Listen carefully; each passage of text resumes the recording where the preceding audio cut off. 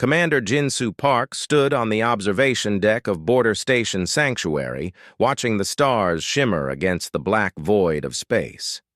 He had been stationed here for 3 years, monitoring the edge of human-protected territory. It was quiet work, usually.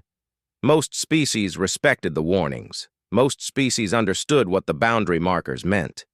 The alarm broke the silence with a sharp tone that made his crew look up from their stations. "Commander, we have movement," said Lieutenant Haewon Choi, her fingers dancing across the sensor controls. "Multiple ships dropping out of faster-than-light travel. Configuration matches Vacrian Empire signatures." Jinsu felt his stomach tighten. The Vacrian Empire. He had read the reports, studied their history. 47 species conquered in the last century. Entire civilizations crushed under their military expansion. They were not known for diplomacy or mercy. "How many ships?" he asked, keeping his voice calm. 6 scouts, medium-class warships. They are approaching the border zone." Jinsu walked to the main display screen. The Vacrian ships appeared as red dots, moving steadily toward the glowing blue line that marked human-protected space. Beyond that line were 3 younger species who had asked humanity for protection. The Kel, whose homeworld had barely survived a Vacrian raid 5 years ago. The Miraxi, whose peaceful nature made them easy targets. The Tauren, who had lost 2 colony worlds before reaching out to Earth. "Open communication channels," Jinsu ordered. "All frequencies. I want them to hear this clearly." Haewon nodded and activated the transmission systems. A light blinked green on the console. Jinsu took a breath and began speaking. "Vacrian vessels, this is Commander Jinsu Park of the Human Border Defense Force. You are approaching protected territory. The species beyond this border are under human protection by formal treaty. We ask that you reverse course. We do not wish for conflict. Please acknowledge this message." The response came quickly. A harsh voice filled with amusement crackled through the speakers. "Human Commander, this is Scout Leader Vex Thor of the Vacrian Empire. We have claimed this sector for expansion. The species you mention are rightfully ours to conquer. Stand aside or share their fate." The communication cut off. The Vacrian ships continued forward. Jinsu had expected this. The Vacrians had never retreated from anyone. Their empire was built on the belief that strength was the only thing that mattered. They saw negotiation as weakness. They saw mercy as foolishness. "Send the second warning," Jinsu said. "Include the evacuation window protocol. Give them 12 hours to withdraw." Haewon transmitted the message. It contained detailed information about human defensive capabilities, historical records of previous border violations, and a clear timeline. 12 hours to turn around. After that, human forces would respond. The Vacrians did not reply. Instead, they pushed forward, crossing the boundary markers with deliberate contempt. Their ships began scanning human outposts, measuring defenses, calculating odds. Behind Jinsu, Dr. Minjun Song entered the observation deck. He was the station's xenopsychologist, responsible for understanding alien cultures and predicting their behavior. His face showed concern. "They won't listen," Minjun said quietly. "I have studied their pattern for months. The Vacrian Empire has never backed down from a warning. They interpret caution as fear." Jinsu nodded. "I know, but we give warnings anyway. It is who we are." "The Kel are frightened," Minjun continued. "They remember what the Vacrians did before. They are asking if we will truly stand with them." "We will," Jinsu said firmly. "We promise protection. Humans keep their promises." Over the next 6 hours, more Vacrian ships arrived. The 6 scouts became 30 vessels, then 60. By the time the 12-hour deadline approached, sensors showed over 100 warships gathering just beyond the border zone. Haewon updated the tactical display continuously. "Commander, intelligence reports this is a grand fleet formation. They are bringing everything they have in this sector. Jin-Soo contacted Central Command on Earth. The face of Admiral Yeon Seo Kim appeared on the screen. She was 50 years old, with silver streaks in her black hair and eyes that had seen too many wars. "Jin-Soo," she said, "we are tracking the situation. The fleet is ready to move on your signal." "They have 300 ships now," Jin-Soo reported. "They are not going to stop." "No," Yeon Seo agreed. "They are not. The Vakrians believe they can take whatever they want. They think we are soft because we warn instead of attacking first. They think protection means weakness." "What are our orders?" Yeon Seo's expression hardened. "You know the orders. We protect those who ask. We warn those who threaten. And when warnings are ignored, we act. Hold the border, Jin-Soo. Help is coming." The transmission ended. Jin-Soo turned back to his crew. Young faces looked at him with trust. They had trained for this moment, but training was different from reality. "All stations prepare for contact," he announced. "Begin evacuation of non-essential personnel to the inner defensive ring. Activate all warning buoys. I want every Vakrian ship to receive our final message." The final warning went out across all channels. It was simple and direct. "Vakrian Empire forces, you have entered protected territory without authorization. You have ignored diplomatic outreach and peaceful withdrawal options. This is your final warning. Turn back now or accept the consequences of your choice. Humanity protects its own." The Vakrian response came not in words, but in action. Their fleet surged forward, weapons charging, engines burning bright against the darkness. 300 warships bearing down on a single border station. On the observation deck, Jin-Soo stood quietly. He thought about the Kel children he had met during a diplomatic visit. He remembered the Meraxi musicians who had played at the station during the Peace Festival. He recalled the Tauran engineers who had helped upgrade the defensive systems, working alongside humans as equals. Those people trusted humanity. They had asked for protection when no one else would help them. They had chosen to believe that somewhere in the galaxy there existed a species that would stand between them and destruction. Jin-Soo would not let them down. "Haewon," he said softly, "send the alert. Tell Admiral Kim the Vakrians are coming. Tell her they did not make it back from the warnings." Haewon's fingers moved across her console. The message flashed toward Earth at faster than light speed. The Vakrian fleet filled the view screen now, a wall of metal and weapons moving toward the border station. Jin-Soo could see their formation, aggressive and confident. They expected an easy victory. They were wrong. Admiral Threxcal stood on the bridge of his flagship, the Conqueror's Pride, and watched the pathetic human station grow larger on the view screen. 300 warships of the Vakrian Empire surrounded him, the most powerful fleet ever assembled in this sector. And ahead of them, a single border station with minimal defenses. The humans were fools. "Open a channel," Threxcal commanded. "Let us give these weak creatures one chance to surrender." The communication officer activated the transmission. Threxcal leaned forward, allowing his full presence to be felt across the void of space. "Human Commander, I am Admiral Threxcal of the Vakrian Grand Fleet. Your warnings are meaningless. Your protection of inferior species is an insult to the natural order. Surrender the Kel, Meraxi, and Tauran to Vakrian authority. Do this now, and we may allow you to retreat with your lives. Refuse, and we will crush your station and take what belongs to the Empire." The response came from the human commander, the one called Jin-Soo Park. His voice was calm, maddeningly calm. "Admiral Threxcal, we cannot surrender what is not ours to give.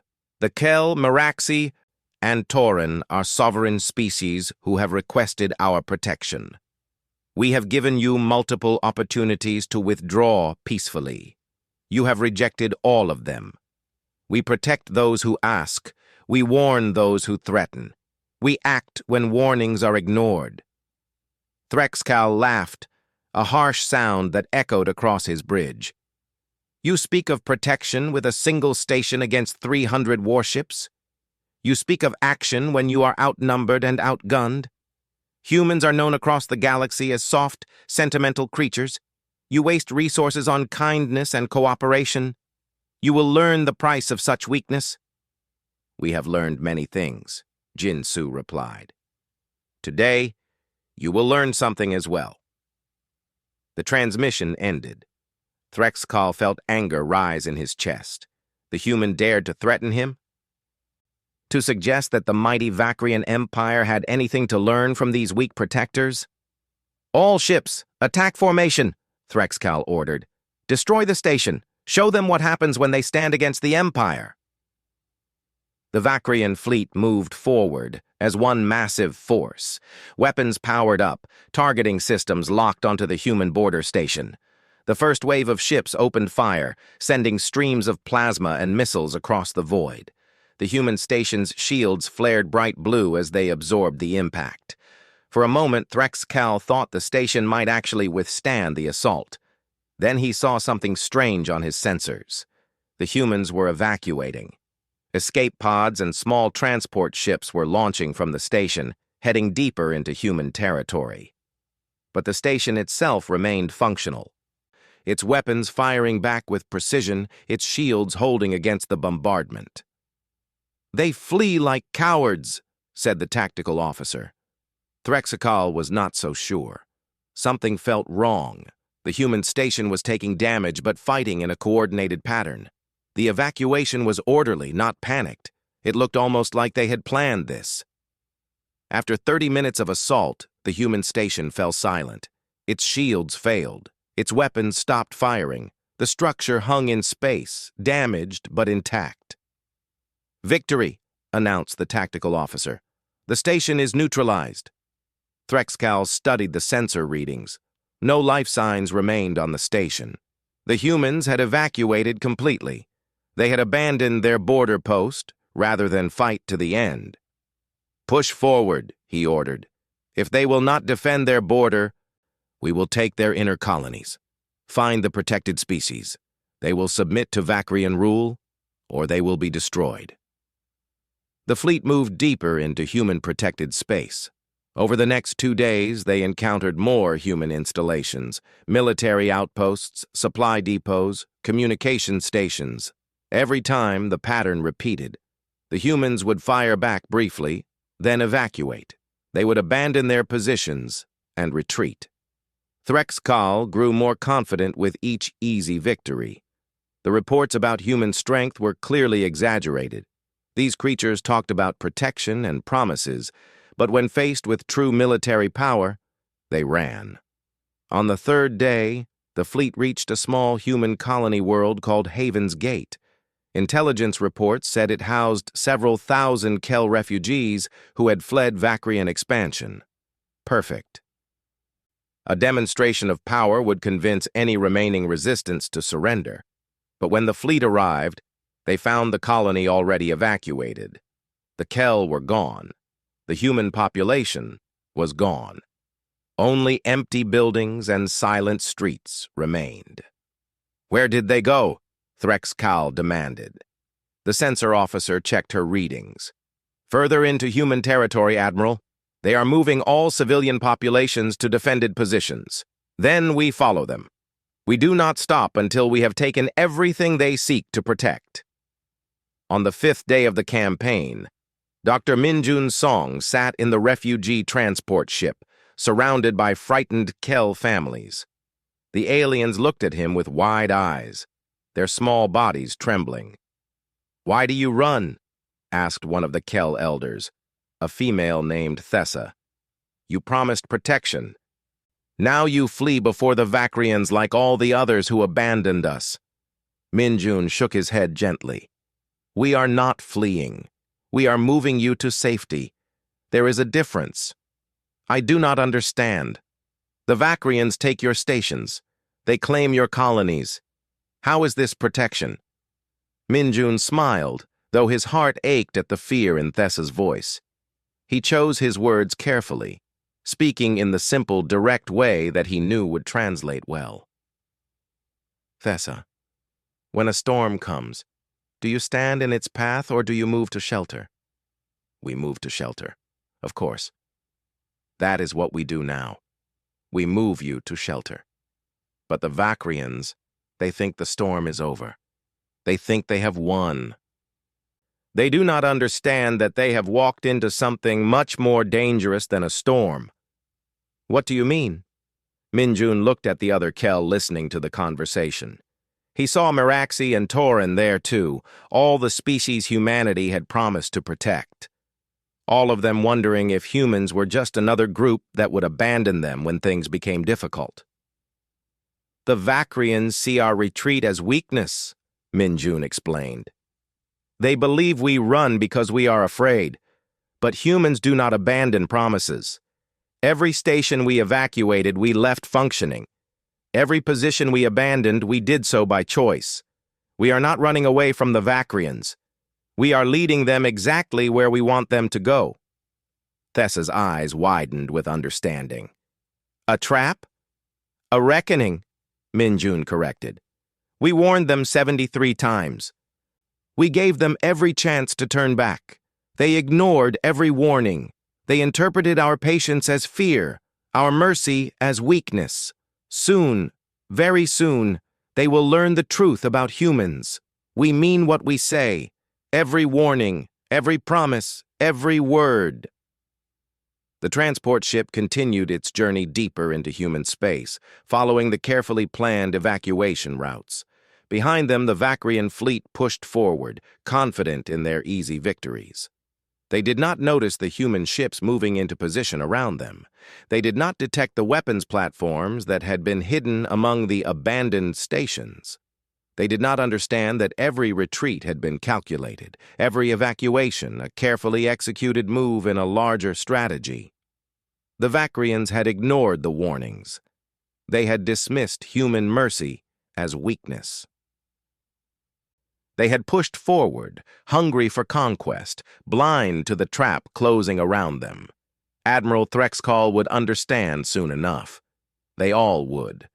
The Kel homeworld hung in space like a blue and green jewel, peaceful and beautiful against the darkness. Admiral Threxcall studied it from his command chair, satisfaction warming his chest. 8 days of pursuit, and finally they had reached the prize. The Kel home system, heart of one of the species under human protection, and defending it was a single human warship. The vessel hung in orbit above the planet, a massive dreadnought called the Unbroken Promise. It was alone. No fleet surrounded it. No reinforcements were visible on sensors. Just one ship against what remained of the Vakrian Grand Fleet. Still over 200 warships strong after the easy campaign through human territory. They send one ship, Threxcall said, shaking his head. One ship to defend an entire world. The humans truly are fools. His tactical officer nodded agreement. Shall we demand surrender, Admiral? No. We have wasted enough time on words. These humans must be taught through action. Open fire when in range. The Vakrian fleet moved into attack formation, spreading out to surround the human dreadnought. As they approached, a communication signal activated. A woman's face appeared on the view screen. She wore the uniform of a human commander, her expression calm and determined. I am Commander Yeonseo Kim of the Human Defense Force, she said. You are in violation of protected territory. You have ignored 73 separate warnings. You have pushed into our space despite every opportunity to withdraw peacefully. This is your final chance. Turn back now or accept the consequences. Threxcall laughed. One ship gives orders to an entire fleet? Your arrogance matches your foolishness, human. We will destroy you and take the Kel. We will take the Miraxi. We will take the Torin. And then we will take Earth itself. Yeonseo's expression did not change. You were warned. The communication ended. Threxcall raised his hand, ready to give the order to attack. Then something on his sensor display made him pause. Energy readings were spiking across the system, not from the human dreadnought, but from everywhere else. From the space stations humanity had abandoned. From the outposts they had evacuated.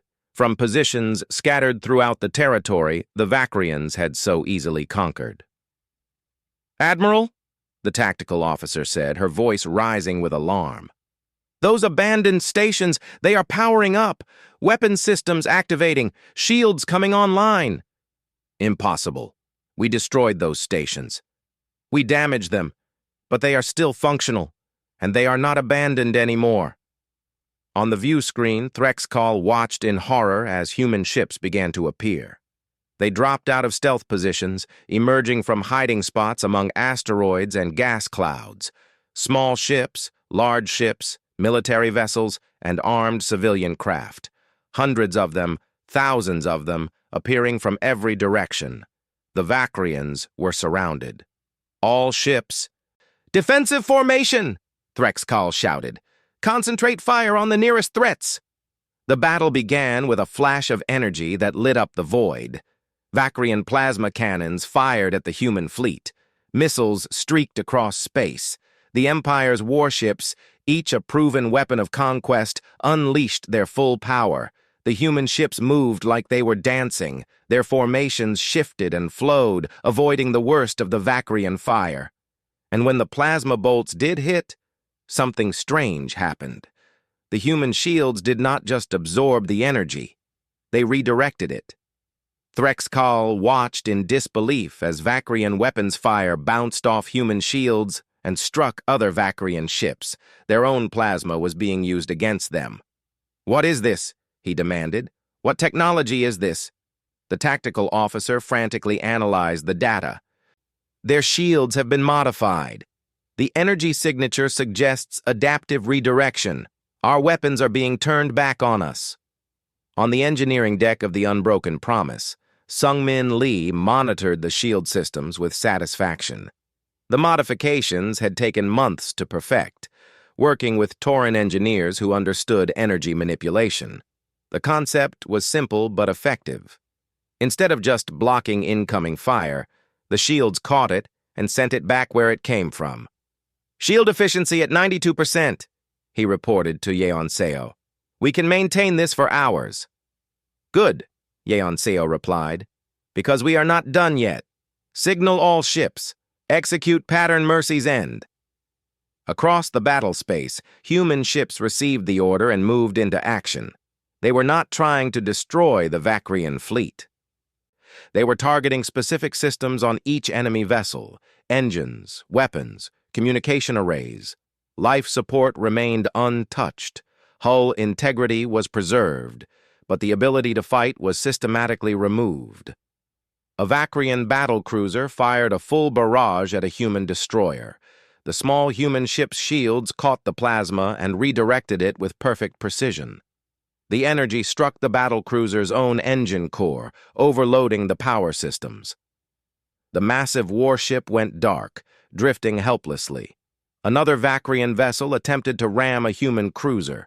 The human ship simply moved aside with incredible agility, and a spread of precisely targeted missiles took out the Vakrians' maneuvering thrusters. The ship spun slowly, unable to control its trajectory. Threxcall realized with growing horror that the humans were not fighting to kill. They were fighting to capture. Every move, every shot, every tactical decision was designed to disable without destroying. "Why?" he whispered. "Why not just destroy us?" A blast struck the Conqueror's pride, and Threxcall was thrown from his command chair. Alarms blared throughout the ship. The lights flickered and died, replaced by emergency red illumination. "Damage report," he shouted. "Engines offline, weapons offline. We are dead in space, Admiral." Threxcall pulled himself up and looked at the view screen. The battle was ending. Across the entire system, Vakrian ships hung motionless, disabled but intact. In 47 minutes, the Grand Fleet had been neutralized. Human ships moved among the disabled Vakrians, sending boarding parties to ensure no critical systems failed. They were checking on life support, verifying that no one was in danger. They were helping their defeated enemies. A boarding party arrived on the Conqueror's Pride. Human soldiers entered the bridge with weapons ready but not firing. They moved with professional efficiency, checking for threats, ensuring safety. Behind them walked Commander Yeonseo Kim. She approached Threxcal with steady steps, her expression serious but not cruel. "Admiral Threxcal," she said, "you are now a prisoner of the Human Defense Force. Your crew will be treated according to interstellar law. Medical attention will be provided for all wounded.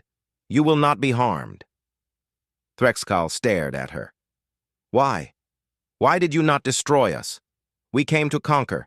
We threatened your protected species. We ignored your warnings." Yeonseo met his eyes. "Yes, you did all those things. And we warned you what would happen. We told you we would act, but warnings mean we would rather not kill you. We gave you 73 chances because we hoped you would choose peace. You chose war instead. So we stopped you, but we did not need to kill you to do that. I do not understand humans." "No," Yeonseo agreed. "You do not. The Vakrian Empire builds power through fear and destruction. You believe the only way to be strong is to crush others. You see mercy as weakness and cooperation as foolishness. That is why you could not imagine what we would do." She gestured to the view screen, where human ships moved carefully around disabled Vakrian vessels, helping, protecting, ensuring safety even for enemies. "This is human strength," Yeonseo said. "We protect those who ask. We warn those who threaten. We act when warnings are ignored. And even when we fight, even when we win, we do not become like you. We remain who we are. That is the difference between your empire and our protection. You take. We give. You destroy. We build. You ignore warnings until it is too late." Threxcal looked at the ruins of his fleet, disabled but saved, defeated but preserved. For the first time in his military career, he felt something he had never expected to feel: shame. The holding area on the human station was not what Admiral Threxcal expected. He had been captured before, early in his career, by the Keltharian Collective. They had thrown him in a dark cell, given him minimal food and water, and used pain to extract information. That was how warriors treated defeated enemies. The humans gave him a clean room with a bed, a desk, and a window that looked out into space. They brought him regular meals. They asked if he needed anything. When he demanded to see his crew, they took him to the medical bay. That was when Threxcal's understanding of humans truly began to change. The medical bay was large and well-equipped. Injured Vakrians lay on beds, receiving treatment from human doctors and medics. A young human with gentle hands was carefully bandaging a Vakrian soldier's arm. The soldier, who should have been terrified, looked confused but not afraid. "Why do you heal us?" the soldier asked in broken common tongue. "We are your enemies." The medic, whose name tag read Jaehwan Quan, smiled softly. "Because you are hurt." That is enough reason. Threxcal watched as Jaehwan worked, his movements careful and skilled. The Vakrian soldier had burns from an exploding console, injuries that would have been left untreated in the Vakrian military unless the soldier was deemed valuable enough to save resources on. "You waste medical supplies on prisoners," Threxcal said harshly. Jaehwan looked up at him. "We do not waste anything. We use our resources to help those who need help. Your people are injured. We have the ability to heal them. Therefore, we heal them. It is very simple." "It is foolish. We are enemies." "You were enemies when you were shooting at us," Jaehwan corrected. "Now you are patients. The battle is over. The war is over. Now comes the part where we figure out how to move forward." Commander Jin-Soo Park entered the medical bay. He had been the one at the border station, the one who sent the first warnings. Threxcal straightened, ready for interrogation or punishment. "Admiral Threxcal," Jin-Su said formally, "I would like to speak with you. Will you come with me?" It was phrased as a question, not an order. Threxcal was so surprised that he simply nodded and followed. Jin-Su led him to an observation deck that looked out over the Kel homeworld. The planet rotated slowly below them, peaceful and beautiful. Small ships moved between the surface and orbital stations. Everything looked normal, as if a massive battle had not just occurred in this system. "Do you know what the Vacrian Empire did to this world 5 years ago?" Jin-Su asked. Threxcal remembered the reports. "A scouting raid. We tested their defenses. They were weak. You killed 3,000 Kel in that raid. You destroyed 2 cities. You took children as slaves. The Kel had no way to defend themselves. They are a peaceful species, focused on art and music and philosophy. They never wanted war." Jin-Su turned to face Threxcal directly. "After your raid, they called for help. They sent messages to every nearby species, begging for protection. Most ignored them. Some laughed. The strong do not help the weak in this galaxy. That is the common wisdom." "It is the truth," Threxcal said. "The weak exist to serve the strong. That is the natural order." "No," Jin-Su said quietly. "That is the Vacrian order. It is not the only way. The Kel sent their message to Earth. They asked if humanity would help them. Do you know what we said?" Threxcal shook his head. "We said yes. We did not ask what they could give us in return. We did not demand tribute or resources. We asked them what they needed. They said they needed protection, so we gave it. We placed defensive stations in their system. We trained their people in defensive tactics. We helped them rebuild their cities.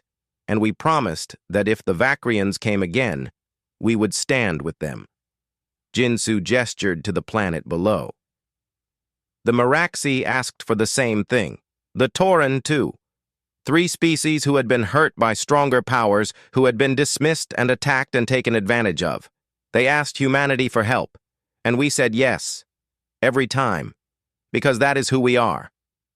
"You are fools," Threxcal said, but his voice lacked conviction. "You waste resources protecting species that give you nothing.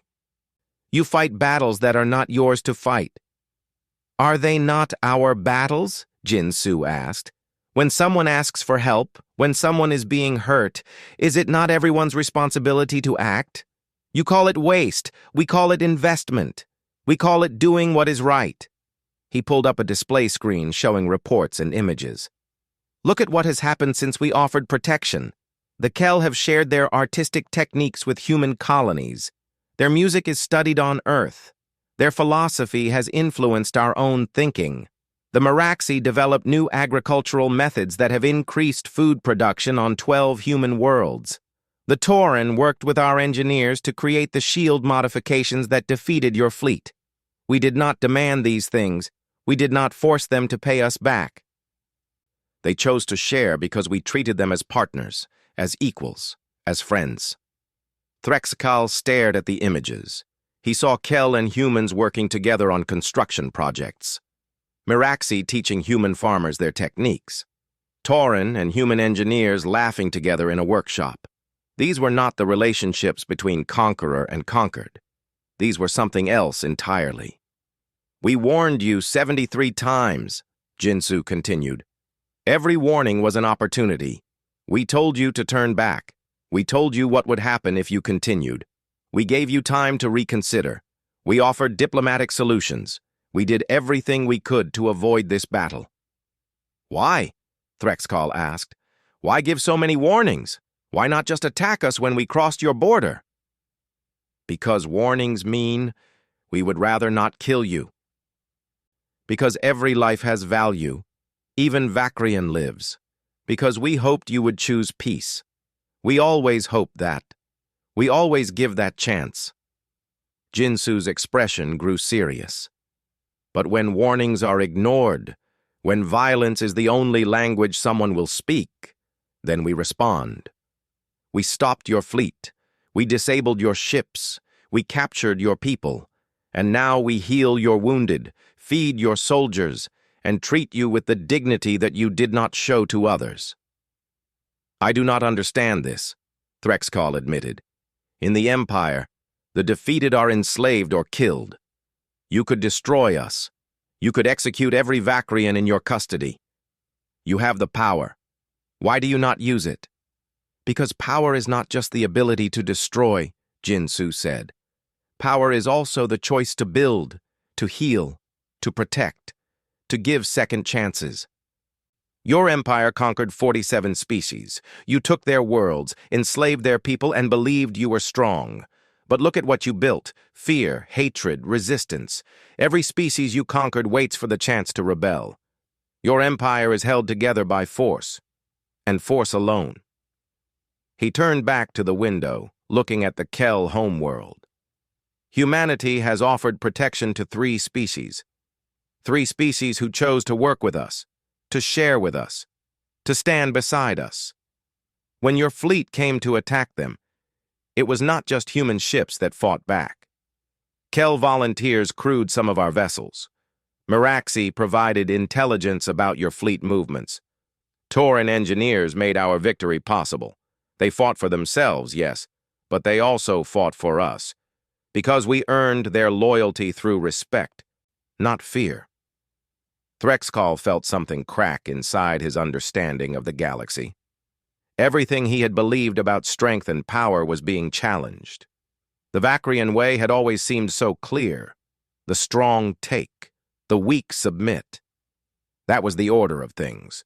But the humans had beaten his fleet not through superior numbers or better weapons alone. They had won through cooperation, through shared knowledge, through relationships built on trust instead of fear. And even in victory, they showed mercy. What will happen to us now? Threxcal asked quietly. Jinsu met his eyes. That depends on many things. The Galactic Council will be involved. There will be negotiations. But I can tell you this. We will not execute you. We will not enslave you. We will treat you according to interstellar law. And we will hope that you and your empire learn something from what happened here. Learn what? That warnings are not weakness. That mercy is not foolishness. That there is another way to exist in this galaxy besides conquest and fear. The Vakrian Empire can change, or it can continue as it is and face the consequences. That choice belongs to you and your people. Threxcal looked at the commander for a long moment, then back at the peaceful world below. He thought about his fleet, disabled but not destroyed. His people captured but not killed. He thought about the 73 warnings he had ignored, each one an offer of peace he had rejected. The humans had meant every word, every warning, every promise, every threat. And now, even in defeat, even as a prisoner, he was being treated with a dignity he had never shown to others. Perhaps, Threxcal thought, there was something to learn after all. The Galactic Council chamber was built to impress. Representatives from 200 species gathered in the circular hall, each delegation seated in designated sections. The architecture was ancient, designed thousands of years ago when the Council was first formed to prevent galactic wars. Today, the chamber buzzed with nervous energy. What happened between humanity and the Vakrian Empire was exactly the kind of conflict the Council existed to address. Council member Sujin Bei stood at the central platform, representing Earth and human interests. She was 60 years old, a former diplomat who had spent 3 decades navigating galactic politics. Today, she carried the weight of explaining human actions to species who might not understand. Honored Council, Sujin began, her voice calm and clear. Humanity stands before you not to apologize, but to explain. 28 days ago, the Vakrian Empire violated the borders of human-protected territory. We provided 73 separate warnings across 8 days. Every warning included detailed information about our defensive capabilities, our commitment to protection, and the consequences of continued violation. Every warning offered peaceful withdrawal. Every warning was ignored. She activated a holographic display. Images appeared above the platform showing the timeline of events. The Vakrian scouts crossing the border, the fleet assembling, the warnings transmitted, the battle, the aftermath. The Vakrian Grand Fleet, numbering 300 warships, pushed into protected space with the stated intention of conquering the Kel, Meraxi, and Tauren species. These three species had formally requested human protection through legal treaties registered with this council. Humanity was bound by law and honor to defend them. A Vakrian delegate, a replacement for the disgraced Admiral Threxkal, rose to speak. His name was Korthvel, and his scales showed the dark blue coloring of high-ranking Empire officials. The Council should understand that humanity's actions were aggressive and disproportionate, Korthvel said, his voice carrying the arrogant tone typical of Vakrian speakers. We sought to reclaim territory that rightfully belongs to the Empire. The species in question are weak and should naturally serve stronger powers. Humanity interfered with the natural order. Sujin waited patiently for him to finish. Then she spoke again, her voice gentle but firm. Delegate Korthvel speaks of the natural order. The Vakrian Empire has conquered 47 species in the last century. Perhaps the Council would like to hear from one of those species about what this natural order actually means. She gestured to the gallery. A small, frail-looking alien stood. Her species was called the Yenther, one of the first groups conquered by the Vakrians decades ago. She trembled as she spoke, but her voice carried throughout the chamber. The Vakrians came to our world when I was a child. They demanded surrender. When we asked for time to consider, they destroyed one of our cities as a demonstration of power. 3 million Yenthyr died in a single day. We surrendered immediately. Since then, we have served the Empire as laborers and servants. Our culture is forbidden. Our language is banned. Our children are taught that we are inferior and should be grateful to serve. This is the natural order that Delegate Korthvel speaks of. Silence filled the chamber. The Yenthyr woman sat down, her testimony complete. Sujin continued. The Kel, Meraxi, and Tauren saw what happened to species like the Yenthyr. They knew the Vakrians would come for them eventually. So they asked for help. They reached out to humanity and asked a simple question. Will you protect us? She paused, letting the words sink in. Humanity said yes. We did not demand payment. We did not require them to surrender their independence. We asked them what they needed, and when they said protection, we gave it. We placed defensive stations in their systems. We trained their people. We shared technology. We treated them as partners. The holographic display changed, showing images of cooperation. Humans and Kel working together on construction projects, Meraxi and human farmers sharing agricultural techniques, Tauren and human engineers developing new technology side by side. This is what humanity builds, Sujin said. Not an empire of fear, but a network of cooperation. When the Vakrians attacked, it was not just human forces that defended the protected species. It was the Kel, Meraxi, and Tauren themselves, fighting alongside us because they chose to, not because they were forced to. A delegate from the Zarian Consensus, a neutral power known for careful legal analysis, spoke up. Council Member Bay, the footage of the battle shows that human forces could have destroyed the Vakrian fleet entirely. Yet you chose to disable rather than destroy. Why? Because we meant our warnings, Sujin replied simply. 73 times we told the Vakrians that we would rather not fight. 73 times we offered peace. When we finally had to act, we did so with the minimum force necessary. We stopped the threat. We protected those who asked for protection. But we did not become killers when we could be defenders instead. She looked directly at Korthvel. Every Vakrian soldier captured in that battle received medical treatment. Every wounded enemy was healed. Every prisoner was treated according to interstellar law. We could have executed them. We could have enslaved them. We could have done to them exactly what the Vakrian Empire has done to others. But we did not, because that is not who humans are.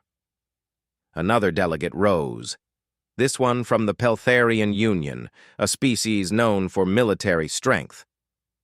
Are we to understand that humanity will protect any species that asks, that human forces will defend others at great cost to themselves? Sujin considered the question carefully. Humanity will protect those who ask for protection and who share our values of cooperation and peace. We will not defend aggressors or those who seek protection only to harm others. But yes, when species come to us in genuine need, when they face threats they cannot handle alone, we will stand with them, because that is what strength is for. Not to take, but to protect. Not to conquer, but to defend. The Kel representative, Thessa, the elder who had questioned Dr. Minjun's song during the evacuation, stood to speak. Her voice was steady now, filled with confidence. Before humanity, my people lived in fear. We knew the Vakrians would return. We knew we could not stop them. We reached out to 12 different species asking for help. 11 ignored us. 1 laughed at us. Only humanity answered. Only humanity said yes. They asked for nothing in return. They simply helped because we needed help. That is why we fight beside them now. That is why we trust them. Because they earned that trust through actions, not words alone. Similar testimonies came from Meraxi and Tauran representatives. Each spoke of how humanity had responded to their requests for help. Each described cooperation instead of domination. Each confirmed that they had chosen to work with humans freely. The vote came 3 hours later. The Galactic Council officially recognized humanity's right to offer protection to requesting species. The Council also formally censured the Vakrian Empire for violating established borders and ignoring diplomatic warnings. Trade sanctions were implemented. Military restrictions were placed on Vakrian expansion. It was not everything Sujin had hoped for, but it was enough. 2 weeks later, Commander Jinsu Park stood once again on the observation deck of Border Station Sanctuary. The station had been repaired and upgraded, stronger than before. New defensive platforms surrounded it.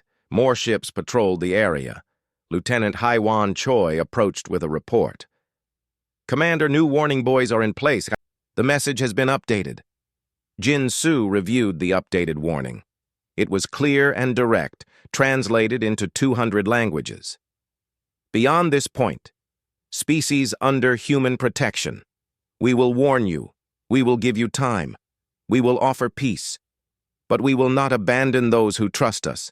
Disregard this warning at your own risk. Good, Jinsu said. Make sure the message is broadcasting on all frequencies. He looked out at the stars, at the border that separated human-protected space from the wider galaxy. Somewhere out there, other species were watching. Other empires were calculating. They had seen what happened to the Vakrians. They had seen human strength and human mercy working together. Some would respect the warnings. Some would not. That was always the way. A sensor alert chimed. Haiwan checked the display. Commander, we have movement. Unknown ships approaching the border. Jinsu felt the familiar tension return. How many? 6 vessels, medium class. Configuration matches the Drethian Collective. The Drethian Collective was another aggressive empire, smaller than the Vakrians but still dangerous. Jinsu watched as their ships approached the border zone, moving steadily toward the warning buoys. The ships slowed as they reached the boundary. They would be receiving the warning messages now, seeing the upgraded defenses, reading the reports about what happened to the Vakrian Grand Fleet. For a long moment, the Drethian ships held position. Jinsu could almost imagine the conversation happening on their bridges. The debate about whether humans were bluffing, the calculations about risk and reward. Then, slowly, the Drethian ships turned around. They reversed course and headed back the way they came. Haywan let out a breath. "They are leaving," Jin-Su smiled. "They read the warning. They understood it. That is how it should work." He thought about Admiral Threxkel, now returned to the Vacrian Empire with his fleet and his soldiers, all alive, all intact, all carrying the story of what happened when warnings were ignored. That story would spread. Other species would hear it. Some would learn from it. "The border holds," Jin-Su said quietly, "because we mean what we say. Every warning, every promise, every word." Haywan nodded. "And because we are willing to back up those words when necessary." "Yes, that too." They stood together in comfortable silence, watching the stars. Somewhere beyond the border, the Kel were making music. The Meraxi were farming. The Tauren were engineering. 3 species living freely because humanity had said yes when they asked for help. That was worth protecting. That was worth fighting for. That was worth the 73 warnings and everything that came after. The border held, and it would continue to hold as long as humans remembered who they were. Protectors, defenders, keepers of promises. The stars shone peacefully in the darkness, and Jin-Su Park smiled.